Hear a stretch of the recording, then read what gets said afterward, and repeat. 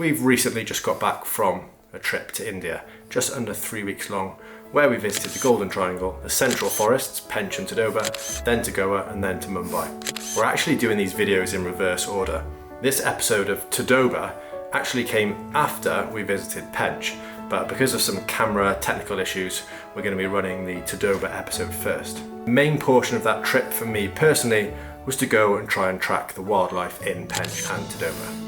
From this video, hopefully you'll get an understanding of just how incredible these places are and why I think more people should be spending their time on safari in India.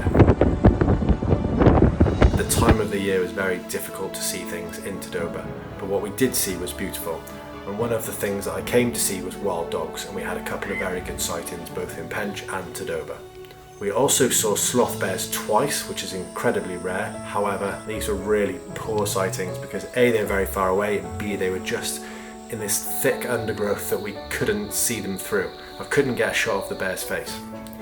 We did get quite a nice array of birds on both photography and film. And thankfully, Tamron back in the UK sent me their 150 to 500 lens. So I had that on the second camera with extra reach, as opposed to my first camera where I had a 70 to 200, and this helped me to get birds from a distance, tigers from a distance, and we really utilised that extra reach, having two cameras from 70 all the way up to 500 to be able for the two of us to get different captures of wildlife. There's only certain places in India where the wildlife will match up to the variety of Africa, and some could argue that India is lacking the variety that Africa has. You don't have zebras, you don't have giraffes, in a lot of places you don't have elephants, rhinos, obviously you don't have lions except for one small portion of India in one specific national park, but what you do have is incredible bird life, a lot of leopards, and most specifically tigers, which is why we came to India. Now, I came to India back in 2019 in a very hot summer. Temperatures were 45 degrees plus, where on 10 safaris between Ranthambore and Jim Corbett National Park in the northern part of India, I only saw tigers twice, but those were very good sightings indeed. This time, I travelled to India just after the monsoon season, just as winter is starting, and to the central forests of India, otherwise known as Tiger Country. I've gone to the place where you're most likely to see tigers. However, I've probably gone at the worst possible time to see tigers, because in parts of the parks the grass was so tall and such thick lush green forests from all the rains, and where the parks have been closed for months, the grass has grown really long, and it almost makes it impossible in a lot of instances to see any wildlife. We were very lucky in Tadoba to have our favourite and best sighting of a tiger. Choti Tara is a well-known female tigress who roams this specific area of the core zone of Tadoba. We'd heard about her, but we hadn't seen her, and on one of these safaris we were very lucky to have a very good sighting of her.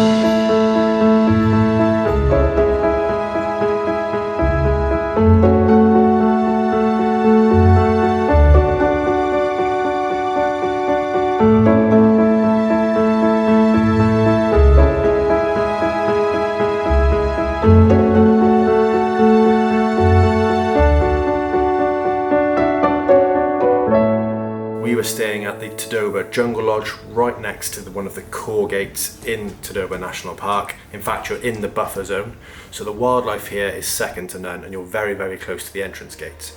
So a big thanks to Tadoba Jungle Camp for hosting us on these safaris. So your day will typically start at about 4:45. You'll get up about 5, get down, have a bit of coffee, get in the Jeep, get taken over to the gate, which is only a few minutes away, get in the queue, have your passports checked, make sure you don't have your phone on you because they are banned in Tadoba, and then when the gates open you'll head into the park for the very exciting start of your safari. Once you return, you'll have a full breakfast, then a full lunch, then you'll go out for your afternoon safari, and then you'll come back for dinner and drinks before it's time to get up and do it all over again the following day. Now, we spent over 25 hours in total in Tadoba National Park, and the abundance of wildlife we saw was incredible. Although I wasn't so fond of the main tarmac roads that went through it for the first half an hour or so, once you get into the proper nitty-gritty of Tadoba, the scenery is beautiful. There's a lot of nice lakes, there's a great abundance of wildlife, and we had very good drivers and guides all round. One thing I will say about Tadoba is just how dusty the red roads are, so you really need to bring stuff to cover your face and your camera equipment. You'll often see people wrapped up so you can just see their eyes, scarves, headscarves, stuff over their cameras, and that is exactly why. On our final day of leaving Tadoba, I realised that we weren't checking out till about 1:30. So I managed to persuade my girlfriend for us to go on one more safari. We actually ended up doing 12 safaris in total in India when we were meant to do 11, and I'm very glad that we did one more because we had another sighting of Choti Tara in territory that wasn't hers, and apparently that she was pregnant, which we hadn't spotted before. So she was scouting out a new area for her cubs when they were going to be born. Caught her laying down her scent, patrolling the area, and this was a very good sighting on our very last safari in India.